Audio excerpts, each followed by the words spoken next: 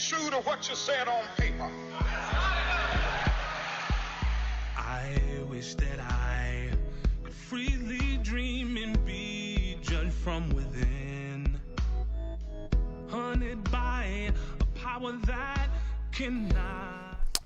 Welcome back to the second hour at the Roundtable with MAMLEO. I want to thank our sponsor, The Money Store. For all your mortgage needs, give branch manager Cora Holbrook a call at area code 508-345-4726. Again, that's Cora Holbrook, 508-345-4726. Also, we want to thank Cruz Construction for the continued support here at the Roundtable.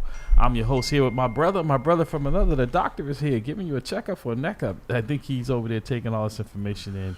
I thank our guest there, for that vital and important information on mortgages and loans and, and realty. Definitely educated me, man.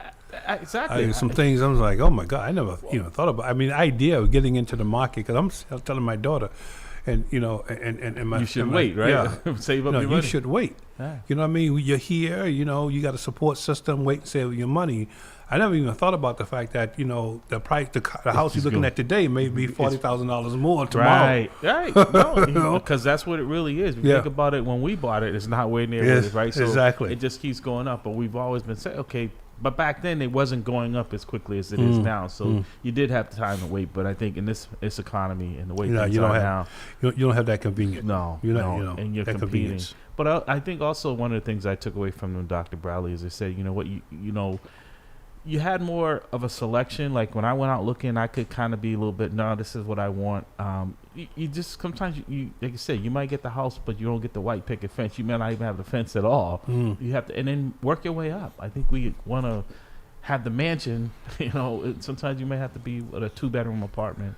Yeah, you might have to get into the condo. I didn't think about that one either. And just so at least you're making an investment into you. Right. You're not paying someone else's mortgage, and you own it. Kurt said 30. And that's what took 30 years. Now for me as an owner, I think that's great because somebody else is paying that. But when you're paying it and you're having to come out of pocket, and when you leave, all you can take is your personal belongings. That's huge. But the room rate is what blew my mind. Huh? A room of $1,600 a room? Yeah. Are you kidding me? You can get that. Oh, it's funny because you remember like rooming houses was something people shunned, and you could find one for $75 a week, right? Yeah. I know. $75 a week. You can't step on the first step. No, think about it. If you own a house and you got to rent out a room and you've paid almost $1 million for it, you need top dollar. Yeah. The question becomes, where is this going to go, though? When is this going to stop? Yeah.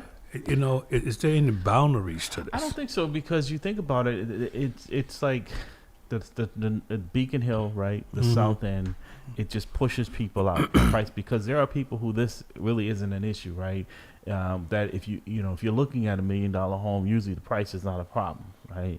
And that's what happened. That's what I mean when they talk about the gentrification and how that has push people out because think about the number of black people that lived in Beacon. Like I said, Sergeant Horatio Homer, the first black police officer in the city of Boston, and he's either the first or second in the country, right?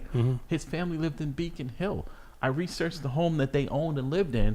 When they bought it for $7,000. It last sold for close to $18 million. 18. It's right around the corner from the State House, but back then no one wanted to live there. Yeah, exactly. So you see that creeping now, and it's now crossed. Look at the South End. That's what I'm saying. When I came up from Augusta, you couldn't driving down the street, man. I wouldn't drive a Sherman tank down there. Well, in Lower Roxbury now, yeah, same thing. Yeah. Even Mattapan, like you're saying now, $700,000. You could buy a home in Mattapan, a nice. Well, Hyde Park. I was my first marriage. I left that house over there. I was like, man, what I'm doing. You know what I mean? Right. Because even the land alone is valuable. Well, that's why I own a couple, and one of the ones that I will probably never is the one because it has a sentimental value because it was the home I bought for my mom. But I know if my daughters ever want to live in the city, that's the only option. If that home the dad has had that stays in the family, there's no way they could buy it from me for what I could get it on the market. It's just not attainable, and that's where we're seeing people. Because like I said, I was in Brockton on Thursday doing a training at this high school there, and amazing how many kids I saw that were in the BPS system. I'm like, what are you doing? We had to move.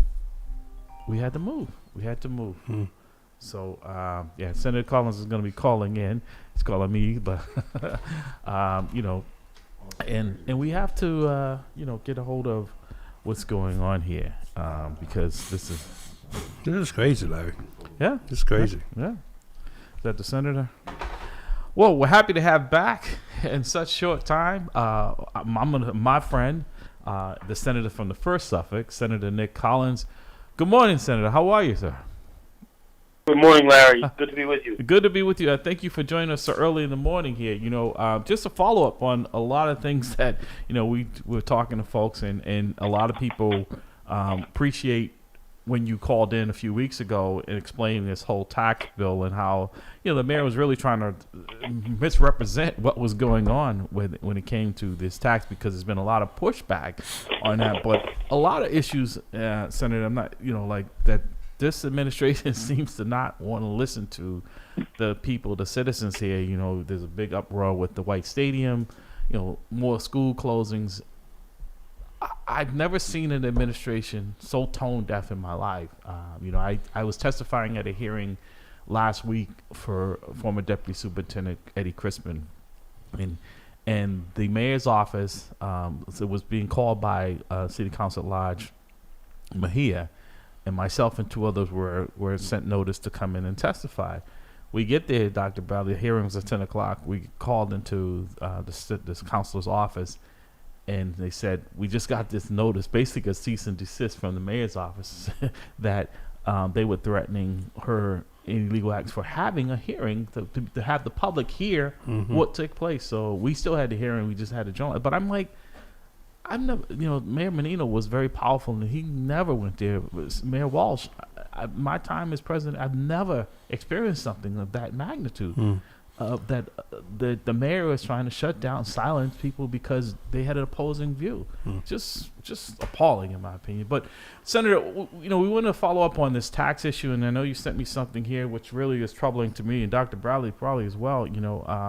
It's alarming, as it says in a forgotten generation. Older black men in Boston are dying of drug overdoses at an alarming rate. What? Yeah, this is. Yes, that's the Boston Globe Department of Public Health report. Yes, we're happy to talk about that.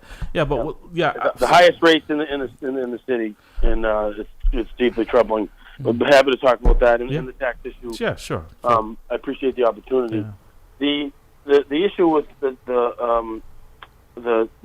tax bills that people receive, as we discussed a few weeks ago, the rates that were set were marginally increased in comparison to the last 4 years. It is a 0.9% bump from the average of the last 29%. Did you say 4 years? Yeah, because it was around 9.5% for the last 4 years, but this was 10.4 this year. When we were told it was going to be 33% in terms of a rate. But the issue became, and as we talked last a couple of weeks ago, it was the valuation that the city was making quietly on people's homes. Right. And how that increased dramatically. I want to give you some statistics about the neighborhoods that saw significant increases. Okay. And that's sort of the hidden tax that was not voted on, but it was done unilaterally by the assessing department, where individual homes were jacked up. So the communities that I serve, like Dorchester, saw a 13% increase, or the median increase of 13%, while the city average was 4.6%. What?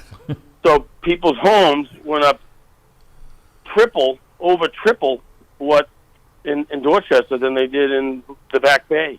Wow. Which and in Roxbury it was it was to say it was 10%. I'm sorry, 12%. In South Boston and the South End, it was 10%. So what you saw was this move by the assessing department unilaterally to increase the value of people's homes. Yeah. So at the same tax rate, even from before, the tax bills would be going up. And that wasn't debated. That wasn't discussed at the city council during this debate around taxes. Wasn't discussed at the State House. It was done unilaterally. But it was brought up this week in a hearing at the city council held by the Boston City Councilors. I'm sure we're given the same treatment for having that hearing as the other one that you mentioned earlier. Right. But it exposed the inequity that has taken place. Right. Now, And the vertical inequity, not just by neighborhood, right.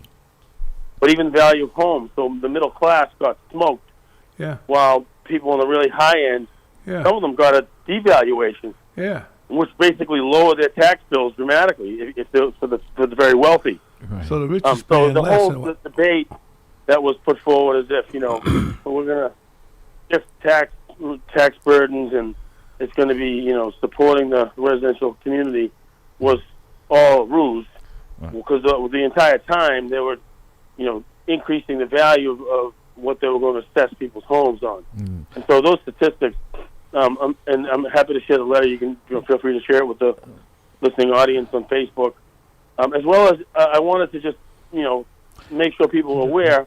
The Dr. Bradley had a quick question for you. I know when you on what you were just saying. No, I was just he answered it. Okay. I mean, because I was like, how do you mathematically how does that work? Right. But he answered but also, with the devaluing. quickly before, because you said Senator Collins, there is some relief. I know you said that because I filed the abatement at the state level, at the city as well as at the state level, because I don't believe I'm going to get any relief from the city.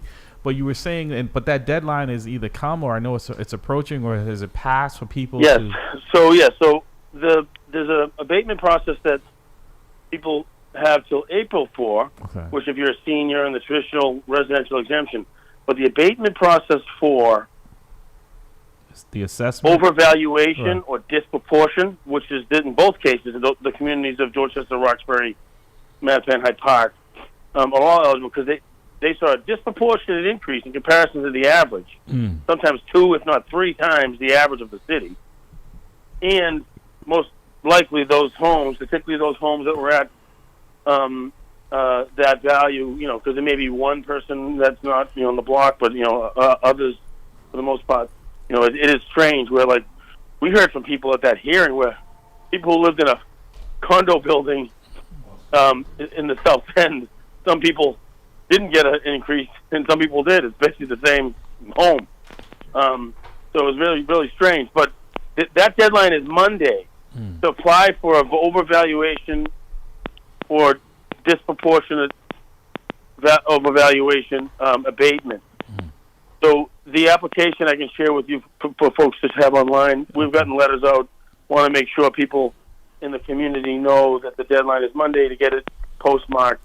So you get that chance to have that abatement to lower the tax bill. And that's something that we're going to look to push the date back on through legislation. The city has proposed a new legislation that adds,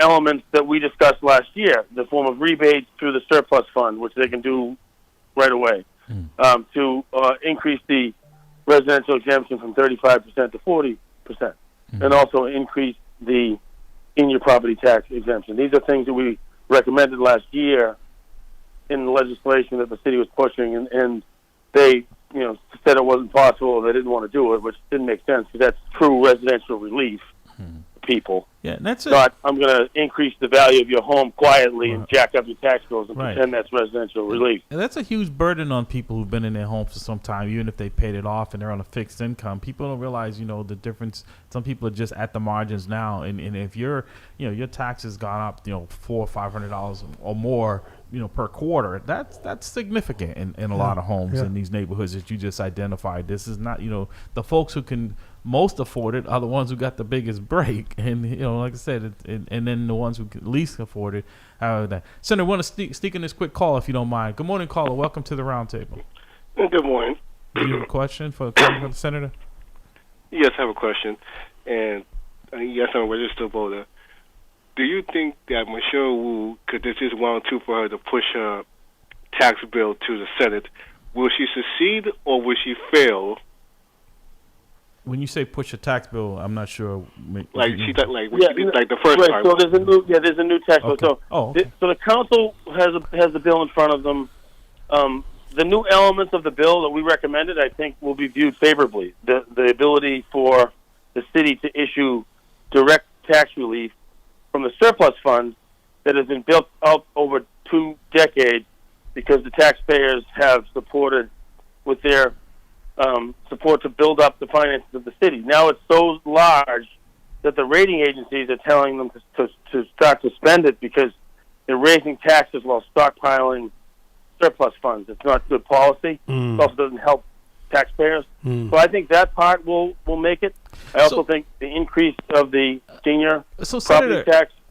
Senator Collins, why isn't there, because there's a very similar law, right, for the state, right? If they bring in more, a certain amount of money, they have to return it. So the cities don't have to operate in that same capacity like the state, where they should, but the state law that was made at the ballot was done in the 80s that basically forced the Commonwealth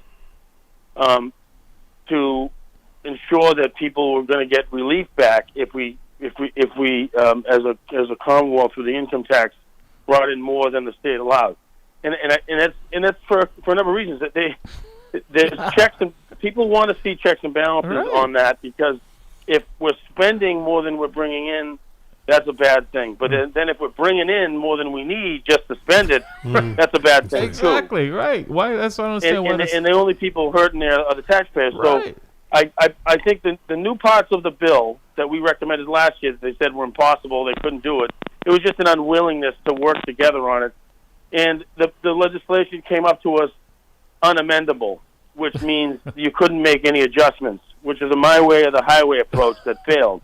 Now, if you think about successful legislation that we passed with the city, like the liquor license bill that brought new licenses to the communities underserved in Boston, that came up to us as a bill that was amendable, meaning, it could be adjusted. And so, in the House of Representatives, they made some changes, in the Senate we made some changes, came together in a compromise and created a powerful economic development bill in the end that satisfied a lot of the issues, because not everybody has a monopoly on perspective, so it's important to have those open discussions. Right. But when you get a piece of legislation that says my way or the highway, it doesn't work that way. But see, this is what I'm saying, Senator. This has kind of been the attitude of this administration, in my opinion. It's exactly what you said, right?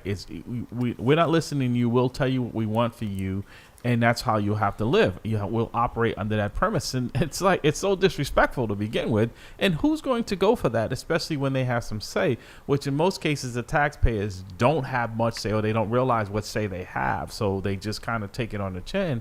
But you're going to send this to people who make laws and say it's our way or the highway. Well, the highway 95 is right down there, sir. You can jump on it, because we're not going for that.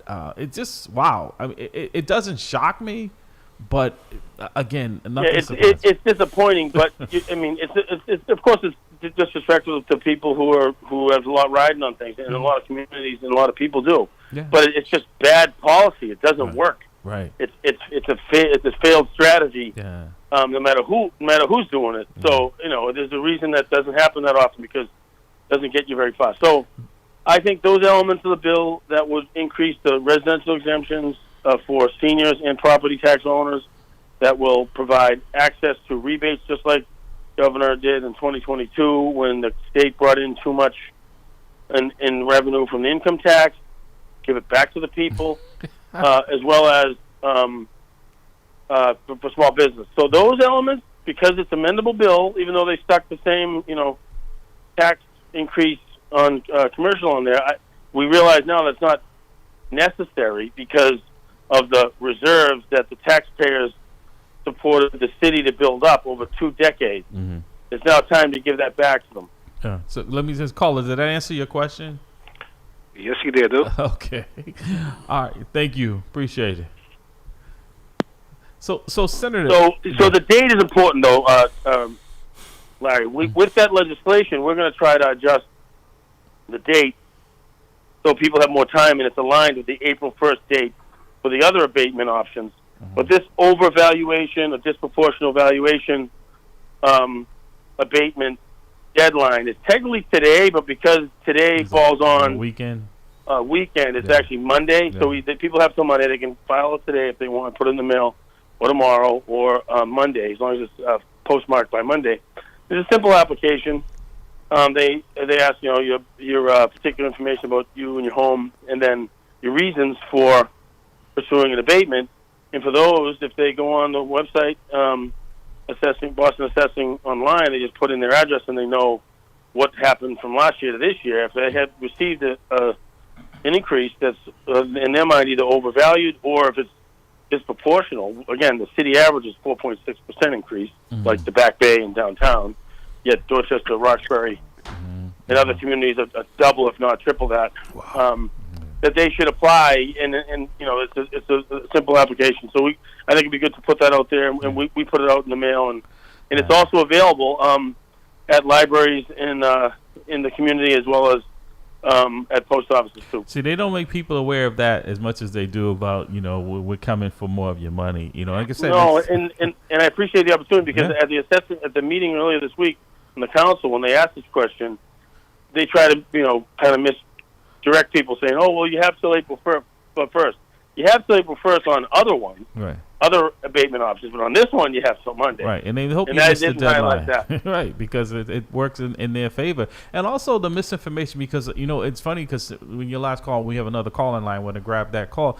Senator, I've spoken to several people, and they were still ill-informed. And then when I explained to them, because when you called in and you really broke it down in layman's terms, I was able to articulate to them with information that was correct on the misinformation that the mayor's office was putting out, and herself included, on the fact that the reason why people's taxes have gone up is because of you not allowing her to levy taxes on businesses. And I explained to them that's not what it was, and that how this would impact some small businesses would probably run them out of business if you guys would have just went with Absolutely. that unamendable and tax. people should know that we have the highest commercial tax rates in the state. I mean, already. It's not like we're giving them a break at all. 175% we can tax every year. We're the highest in the state. So it's total misdirection, but it doesn't help anybody. No. But now I think they, because of the pushback, they've come to their senses in some ways, because they've added these new elements that we recommended last year, and we would have put in the bill last year if it was amendable. But again, it was a my way or the highway, and Senator, it didn't work out. I want to grab this call, but and after that, I want to get your take on. I was just listening the other day because Dr. Bradley just mentioned it about the schools, and the Secretary of Education, he did not have a favorable grade of the high schools in Boston. When he was saying the other day that we really, I'm just generalizing, that we've let the high school kids down in the city of Boston, and it was refreshing to hear him say that, but still. I don't know who's in charge of the education. I know you and I have met about that because in my opinion, there really hasn't been any improvement in when the state was looking at receivership, and we're closing more schools in the city here, and we're asking for more money to operate something that's not working. So I want to grab this call right quick, but I wanted to give you that to process. So when after this call and you answer that, I want to get your take on that if we can. Caller, good morning. Welcome to the roundtable. Yes, good morning. This is T. Michael Thomas from the People's Academy. Good morning, sir. Good morning, T. I have a question for the senator.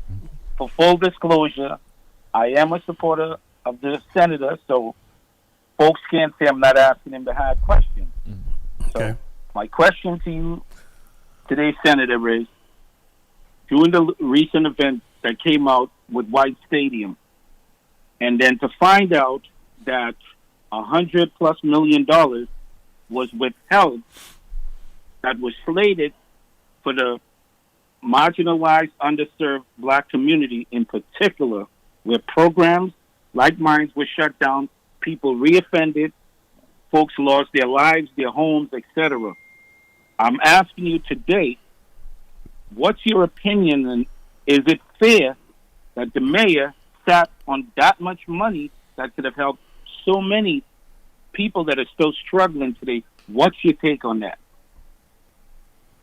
My take is that we shouldn't be subsidizing private organizations like that to take over public assets, especially when we have other needs. And you mentioned programming. We also haven't discussed, and we can probably talk about in a minute, the situation with Madison Park and how the city, doesn't have the money at this point to redo Madison Park. Well, when you're spending $121 million on bike lanes and $100 million on White Stadium for a private organization, I mean, if that's your priority, then we're going to leave, and I'm going to support everything we can at the state level to get the funds that are needed for Madison Park, even though the tab is significant, $700 million that's going to be needed from the state.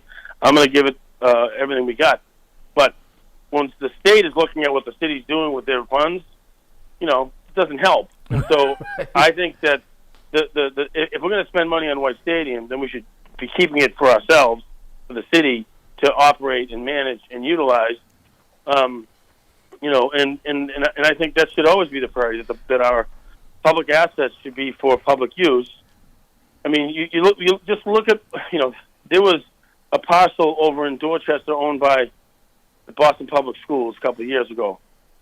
And when, the mayor was a city councilor, she objected to the purchase of it by private organization, which was the Boys and Girls Club and the MR8 Foundation, for a youth development facility for the Boston Public School students. So it was just land. It was the land, and they paid for it. Right. They're paying to build the thing out. Right. And so the philosophy was over at the time, but now it's give away a massive stadium and try to nibble around the edges with access. But Senator, we're going to spend $100 million on it. It just doesn't. It just Senator, kind of flies in the face of logic, right. but also is a complete about face from previous positions. So I think we should be focused on that in that lens, T. Michael, that we're prioritizing public high school students, the people in the communities that we serve in need, and we have to, because we don't have an unlimited amount of money. So the priorities are key, and I do think that that's what we should be prioritizing.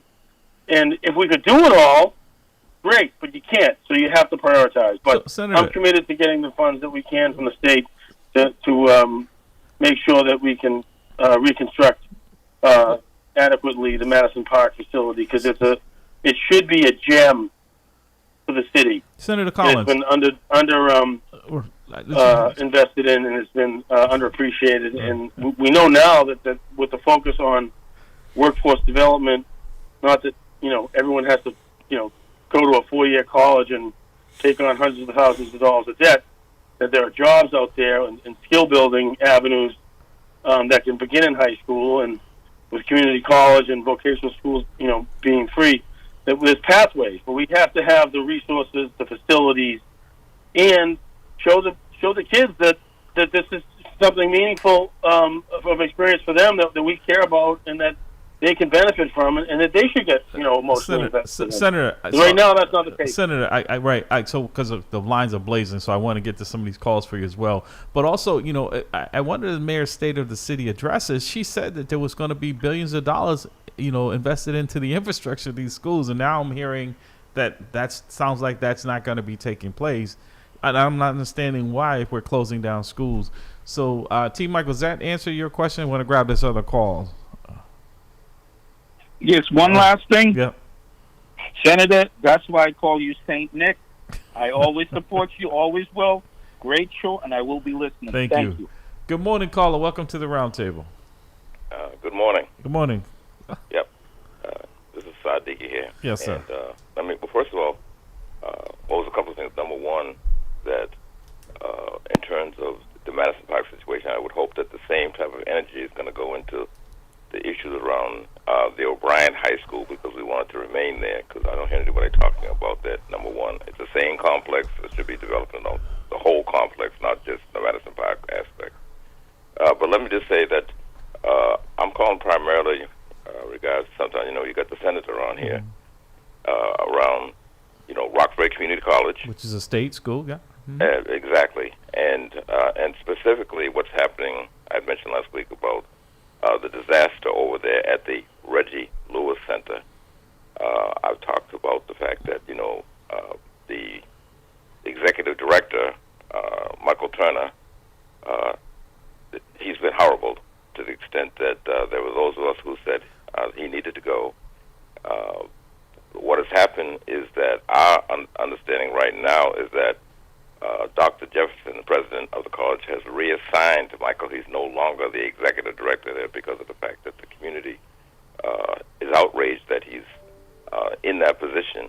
We've had a situation where some months ago we referred to him as a firestorm for, Sherman Hart, Frank, these folks. So Siddiqui, just because we got a call, do you have a question for the senator? Or is there something? Yeah. Well, I would like to know what's going to be done in terms of looking at that situation totally, because it is a disaster over there right now in terms of the way it's being run.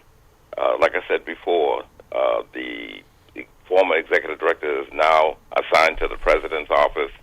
And so let me just close with this very quickly by saying, so the Senate gets the idea of what's going on over there, is that the executive director, former executive director, of course, he knows that I'm a critic. He doesn't like me.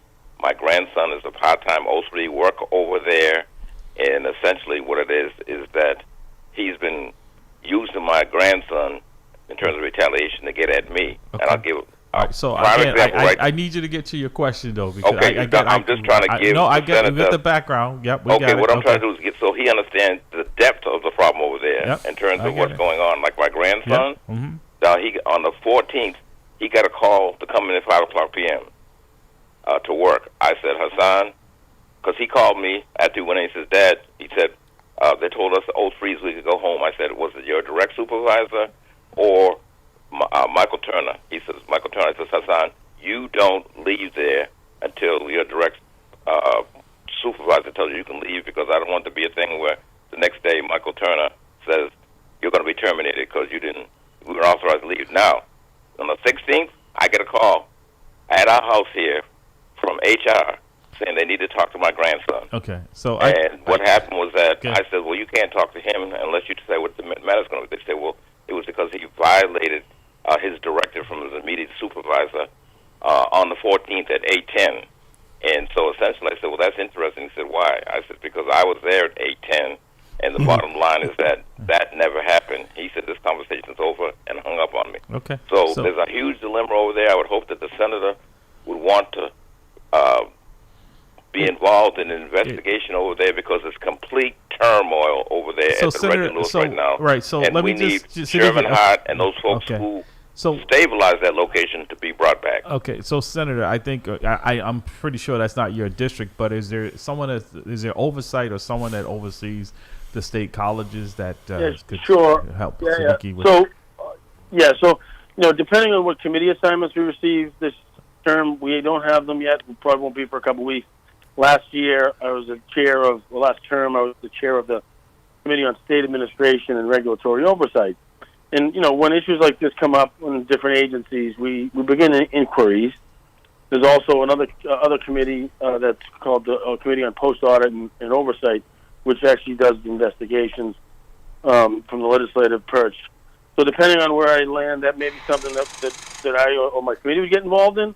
But most likely, the who's ever chairing those committees would be, if the inquiry is brought their way directly, they would begin those inquiries, and depending on the committee, potentially an investigation. And sometimes those issues come out in discussion around the budget. So we have our budget, every year, and we have hearings across the state that discuss the different areas of our state budget, and higher education is one of them. So if there are flaws that are blatant or that need to be brought to the table, that need fixing, typically the local management and local board would be the place to start. But if there's something that's escalated to a point where it's systemic, that it would get brought to the committees of jurisdiction and would begin there. But, I think in the immediate, definitely, if they're having challenges with the administration, and it's a great school. I mean, now that we have a statewide policy that the Senate led on, where community college is free, we always knew that Roxbury Community College is a gem, and we're pumping out great jobs for people when they graduated. But we need to continue lifting that place up. And the Reggie Lewis Center has had, a unique role because it's for the Roxbury Community College. It also serves the statewide track community, and so it has like a hybrid, which doesn't always lend itself to be the easiest to manage. But we also want to see people being treated fairly in the workplace, and that's a really important priority for me and I know the people that I work with. All right, thank you, Siddiqui. I hope that helped answer some of what you're looking for. Maybe I appreciate the response. And let me just say the biggest problem, and I'll close with this, is that we're concerned that there are forces out there that are looking for opportunities to take the refuge from us, and so we got to end this chaos and get it straightened out. I agree, and that's why also. Thank you. No, thank you, Siddiqui. Appreciate that, and appreciate your advocacy out there and keeping this out there in the forefront. That's just what it takes. So we appreciate that. Because I wanted to get the senator to dive into this article here. It says a forgotten generation. Older black men in Boston are dying of drug overdoses at an alarming rates. That's concerning because the mayor's policy, they claimed, they were like the other day, they were out there counting the homeless. We always knew that, when person of color, when it came to, crack cocaine, we were over policing, and now when it hit other populations, it became more of a health crisis, and it's not treated the same.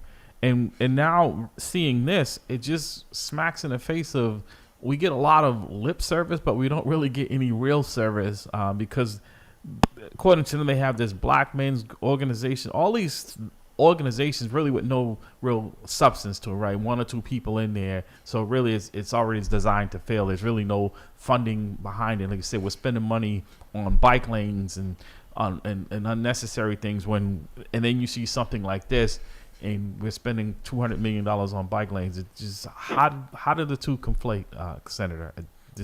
Well, in the last 4 years, we haven't seen any progress on treatment facilities. I proposed while this journey to getting somewhere with Long Island is still long and labored, that we do something to provide a resource for treatment. And I proposed to something that the MIT's Naval Construction Marine Engineering program studied and provided a feasibility analysis that shows that it would be far less expensive and more efficient in the immediate. In long term, you can move on from it.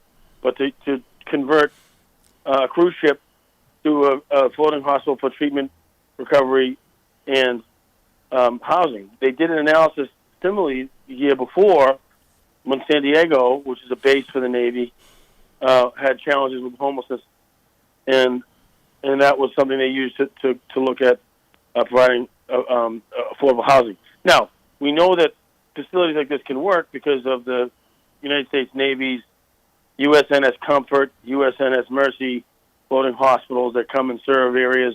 They came into New York and into LA during the pandemic for the overflow that was burdening the hospitals. But there's sense to our allies in need, as well as cruise ships. If you talk to Louis Elisa, who's a former regional director of FEMA, resident of Roxbury, he said they use cruise ships all the time to help people in natural disasters because they bring in everything you need. It's a village, right? To serve folks, right? And everything that they need, from housing to food to recreational space, And so while we're sitting here debating for 4 years, whether we're going to do a bridge or we have no facilities that have come online. So nowadays we're seeing efforts to provide low threshold housing in some areas, which allows people to continue to use, or putting out vending machines in places that will take them to provide free needles and free Narcan, which is it's a strategy to mitigate the overdoses, but worst scenarios, which is fix the problem.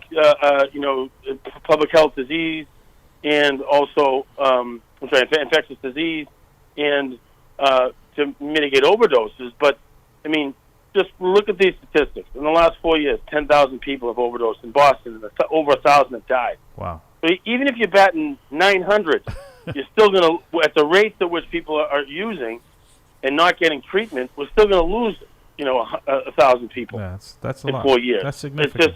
So I think that we have not prioritized treatment. It's a public policy flaw, and it's one thing to put all options on the table, but in this case, treatment is a dirty word. When I started this 14 years ago, treatment was not a dirty word. Now it's become a dirty word. In sort of the public health, the sort of the far left of the public health community, and really political leaders. If we're not politicizing public health, we're putting all options on the table, making data-driven approaches. And we know, people like to cite a study from Harvard saying, if you get involuntary treatment, then you're more likely to overdose. Yeah, within 30 days if you don't have sustained treatment. Whereas the Duke study says even if you have outpatient treatment that is mandated, you're more likely to recover. I mean, I'm not suggesting. I think that the person who is before the Senate in the United States Senate trying to be confirmed for the Health and Human Services, Robert F. Kennedy Jr. Yeah. I mean, he was addicted for 20 years. So we know that actually you can recover if you get the support and the treatment that you need. Right. And it's not just a foregone conclusion that if you get addicted that you're just going to die. Right. But a lot of that, which right now seems to be the feeling of folks like, we'll just let them be and give them the most coverage. It's like basically assigning people to hospice. Right. And exactly. And now if you look at these numbers, while it began as more of a the segmented parts of the population were hit harder than others. Now everyone's feeling it, and the worst, according to this data, black men in this generation, from age 54 to 73, died from overdoses at more than 4 times their share of the population. Wow. 4 times in Suffolk County. I mean, it's outrageous. Yeah. And it's more than 8 times the national average. That's unacceptable. That speaks to being the safest city in America? I don't think so. No, that's unacceptable. We've got a caller on the line for you, Senator. This is just mind-boggling. This is usually what you go into the election year touting a record of accomplishments. I'm not sure where they are because I don't see them. Good morning, caller. Welcome to the roundtable. Peace, everybody. This is Brother Jamal. How's everybody doing? Well, if you're in that category, you and I are in that age group, we're not doing too well, Jamal. I literally just turned 54 on January 22nd. Wow. Okay. And one of the things that we've talked, and I wish Siddiqui was still on the line, but, the whole Nubian Square issue.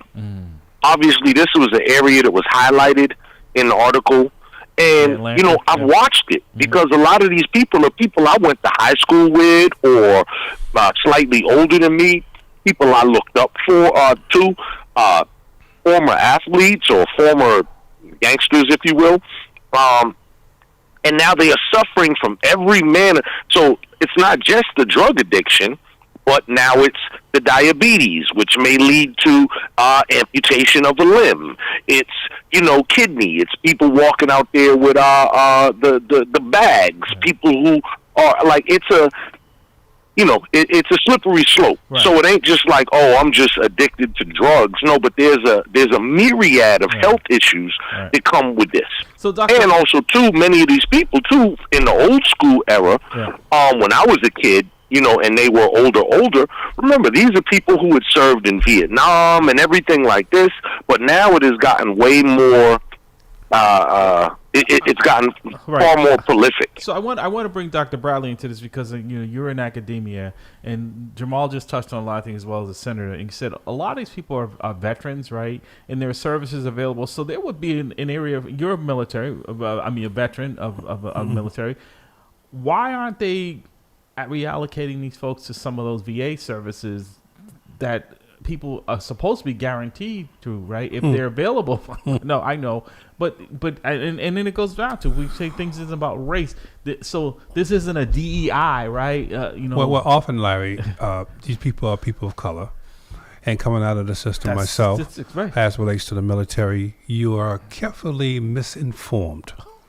About the availability of resources at the VA if you're a person of color. That's typical America, unfortunately. Yeah. Right. But they are not directed. They're not directed because they don't know. That's where I'm going with this. So, Senator... Can I just interject this point, too? there's also a double stigma here because remember, black men are less likely to seek treatment in general. That is true. You know what I mean? Unless you're married, they say you live longer. But your heart could be pounding out your chest. You'd be like, I'll be all right. I'll just lay down for a minute. Or whatever it is. So black men already have whatever the mental stigma is from seeking treatment. And I think that is only exacerbated when it comes to actual addiction. So Senator, to that point, the state has a VA system, and some of these people, is that an option for the state's VA to reach out to these folks who are veterans and to maybe bring them into services that the city is not providing for people who might be eligible for that? Well, that is something that we've tried to change through the VSOs, that it's not just, hey, here is your bonus, your benefit for coming out of the service from the state, and you get a break in your excise tax, and you get this, and you get that. But also, the other services, particularly since, we've known that a lot of people, to Jamal's point, are very quiet about the pain they're going through, whether it's mental or physical, and, they also don't trust the systems. And so I think the other part of that is something that we've tried to change through leveraging the opioid recovery and remediation trust fund that was built from suing the pharmaceutical companies, is to deliver more resources in the hopes in areas to try to recruit and to establish culturally competent treatment programs. Because we saw this play out in the piloted school run by ABCD called Osagai High School. And similarly, the disparities in who was being served there. So if you got into trouble in high school and it was drug related, and part of your disposition was to get into treatment, they had this option now as was a recovery high school. So you were in treatment, and you were also able to get your GED. The folks that were being enrolled, and that may have been a combination of lack of interest because of the mistrust of the system and or recommendations, it was almost entirely white, and that had to make a major shift to intentionally provide access. And now they've grown. There's other different parts of the state that have this now. There's one in Springfield. There's one in Brockton. Recovery high schools, and we see that at every level. So not just 50 and up, but also even at the adolescent level. Yeah. So that's going to be key, is to make sure, just like we're trying to do and have identified with healthcare in general, that when it comes to treatment for addiction and mental health and substance abuse, that we have to be providing resources, particularly when we're seeing disproportionate impacts to culturally competent treatment programs. But as it just mentioned, that there's a pattern historically of not being intentionally offered, even if it's available. And that's just something now that's just built into the DNA that has to be broken. Whereas you have fear and concern about a system, and also a lack of proactivity from the side of the system to offer those programs, or offer the access to the programs. Now we're up against the deficit. So with these numbers, startling numbers, I mean, we got to go major shift in this in terms of resource allocation. And while we talk about how we're approaching this public health crisis, we have to move away from patting ourselves on the back because we're batting 900 on Narcan, and instead provide upfront intervention. Senator, I got to provide that access. Senator, we're embedding people in the emergency rooms, because that's where we have to now, because the rates of overdose so high. So, Senator, we need to be getting people from the emergency room to treatment, not hospital slippers a bran muffin and back out the door. Yeah, Senator, I gotta hold you there because I definitely need to get you back, and we're gonna have a whole segment on it. But we've got about 5 minutes left, and I want to find out, because I think this also ties into this immigration issue, right? Where if people aren't getting treatment now, and if they have issues not just for drug addiction or things of that nature, but people are afraid to seek out assistance in the government for a myriad of reasons. How's the state dealing with this recent? Basically like ice, and I'm not talking about the ice from the rain, is coming down and terrorizing communities, and just the fear of it. What is the state doing? We've got about 4 minutes, so can you? And FYI, Larry, I'm jumping off, so y'all can take all the rest of that. God bless y'all. Y'all have a great day. You too, Senator. Yep. Can you just touch? Yeah. So right I know your district is impacted greatly by that. Well, here's the thing I think people should know. One, if they have temporary protective status, which most people who come here do with respect to the Haitian community and other places that have temporary protective designation, that they shouldn't be in fear. I think the just a reporter did a story about how it's been sensationalized, and that the pace of this stuff hasn't really changed in terms of the removals. It's just more prevalent in the media. Exactly. So I think that's sort of something that. But that is to invoke fear. And I think there's going to be I think there's going to be some discussions around increased support for the immigrant and resettlement agencies who also are able to help connecting people to legal services. But I think the shelter system, which can be a target, is again why I have been advocating for the decentralization, where the traditional emergency shelter system for Massachusetts residents that became, basically doubled in size with utilizing it for the migrant community, has shown us to be one that is hard to manage. It's wildly expensive, and it actually, short circuits the cultural competency that exists within the Commonwealth through the community itself. So I think I mentioned this last time I was on the show, that we have 80,000 Haitian Americans already here in Massachusetts legally that have lived here over the past decades, have come, and historically that has been the safety net, the de facto starting point for folks to begin their lives here in Massachusetts.